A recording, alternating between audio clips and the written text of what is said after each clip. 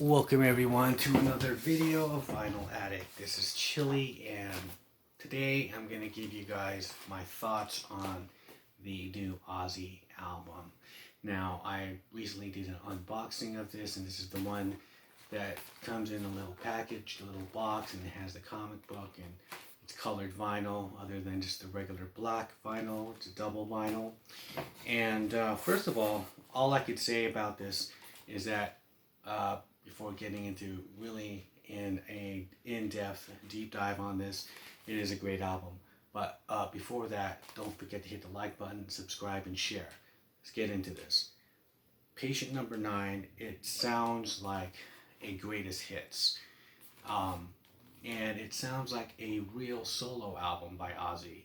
And what I mean by that is that, you know, his albums, like the first few albums, or he'd have lineups pretty much. You know, he'd have the Blizzard of Oz band, which was Lee Kerslake, Bob Daisley, Randy Rhoads, and they'd be on a couple of albums, and they'd write all the songs together. And you know, Zakk Wylde, Randy Castillo, you know, and that lineup, and you do a few albums together. This is just a bunch of different people. And a lot of guest stars on as far as guitar playing goes, and the rhythm section is comprised of, like, Chad Smith does a lot of songs on here, and a couple of them by Taylor Hawkins, which the album is dedicated to. He does a couple of songs on the drums. The bass positions are like Robert Trujillo. Duff McKagan from Guns N' Roses is on here. Chris Chaney from Jane's Addiction. So, I mean, you have like a lot of different people coming in here. And so that's what I mean by it sounds like a real solo album. It doesn't have this particular lineup of people that, you know, which is like a band, which Ozzy was before. So this is a bunch of different people. And so for example, let's just go down some of these songs. So it opens and starts with Immortal.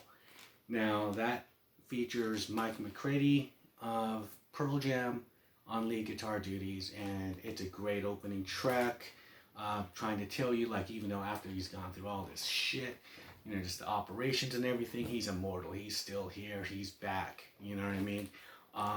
Then comes Patient number 9, and that features Jeff Beck on this as lead guitar, and he's on a couple of songs. He's on another one called 1,000 Shades, which is kind of Beatlesque, but so Jeff Beck makes his little appearances on here, and that song is really cool. You know, it was a great kind of lead-in track to introduce the album, to start the whole Ozzy campaign.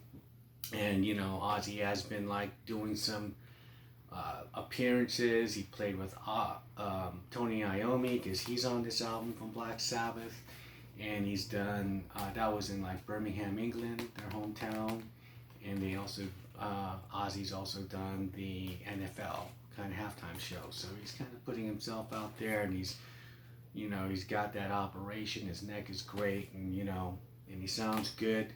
So it's all coming out right now. And so the next song here, which is really great, is Parasite, and this is reintroducing Zakk Wylde as a feature on here. He's featured on, like, as far as lead solos, as like, you know, 4 or 5 songs, but he's also on most of the album tracks, whether he's playing just rhythm tracks, and you got guest appearances by, like, Tony Iommi or Eric Clapton, which was he's great, you know, on One of Those Days, and his tone is beautiful on here. But as far as Parasite, going back to Parasite, that is the first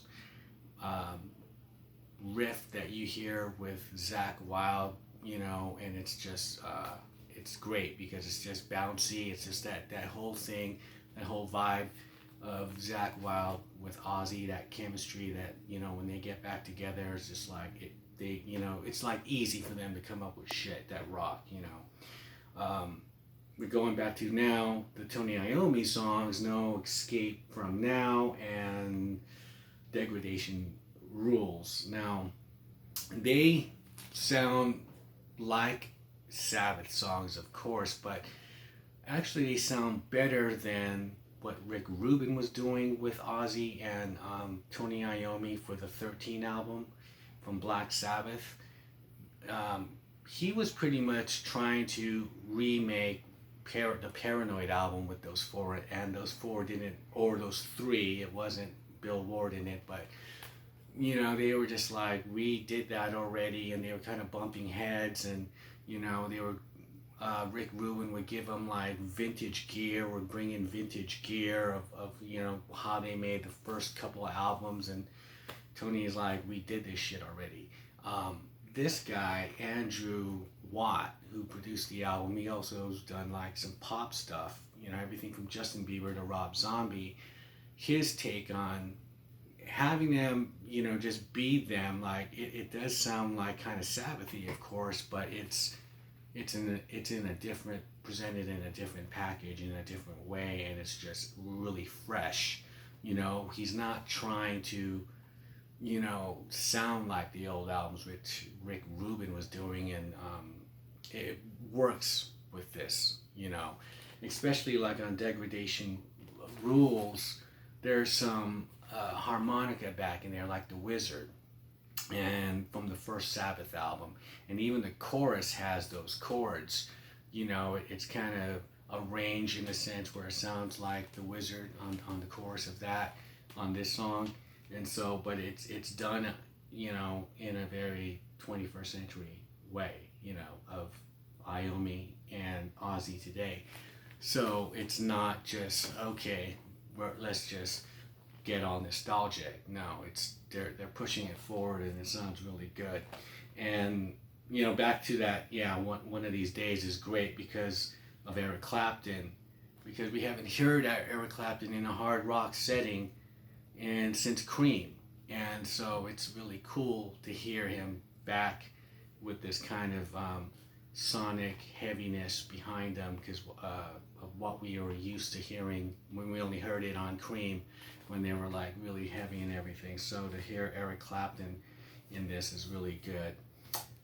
My favorite song on here is Mr. Darkness. That is the I think the song on here for me. And that has the ensemble of Taylor Hawkins on drums, and his drumming is just great on this fucking song.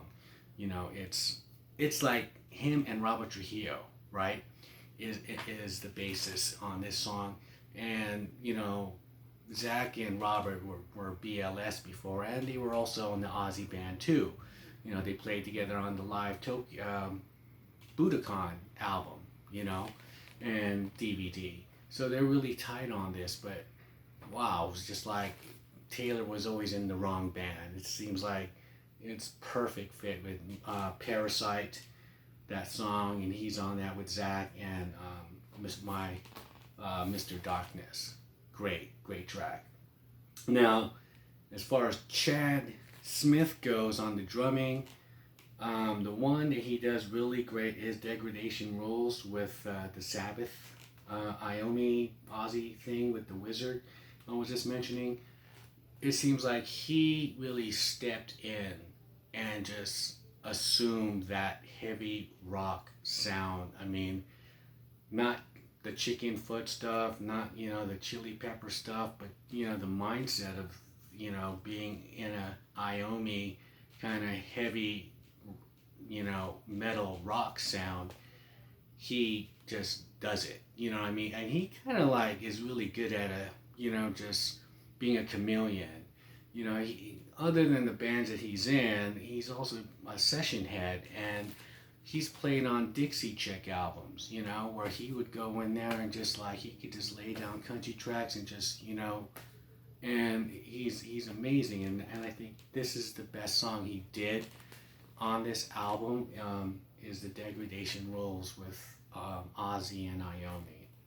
Now, there's also a lot of kind of Beatle-esque songs, of course, because he's a big Beatle fan, and God Only Knows is a great one, and it has a good three-way guitar conversation with Zach Wilde, Josh Homme, Queens of the Stone Age, and the producer Andrew Watt. It's just this really cool three guitar trade-off thing, and it just takes that song to a different level. And it ends with Dark Side Blues, which is sort of, it's like a 1.5 minute blues ditty, and it sounds like it was recorded long ago. They tried to give that effect, and Ozzy's playing harmonica still, and just slide guitar by Andrew Watt. And it's kind of like a good kind of like little end piece, to this. And, I listened to this like a few times. It goes really fast because I know that all the songs are just, there's really no filler on here. And it's probably like I would say it's one of the best Ozzy albums in a long time, and I know that he wanted Jimmy Page to play on here, but that didn't work out because of scheduling or whatnot. That would have been great, of course, and it would have been really nice to have still that Bill Ward closure and have him on a track. So perhaps maybe later down the road, I know that Ozzy was still kind of talking about another album, but all I could say is this is well worth the money. It's one of the best Ozzy albums that's come around in a long time. But I liked it better than the one before, the Ordinary Man one. This one is really good, and I think because it's a Zach Wilde too, that chemistry of Zach Wilde back with Ozzy. That's where it started, and it's kind of, there's a lot of full circle things on here, and not really kind of prophetic swan songy stuff like this is the last album. It never sounds like that. With Immortal, he's saying he's gonna be here forever. It's like he's 73 and he's still kicking it. So hey, go down, get I'd recommend it, Patient Number 9, and just tell me what you think. You'll be I was like floored by it. I like it. So that's my review on that. And so comment below again and hit the like button, and please subscribe to this channel, and I'll see you guys in the next video.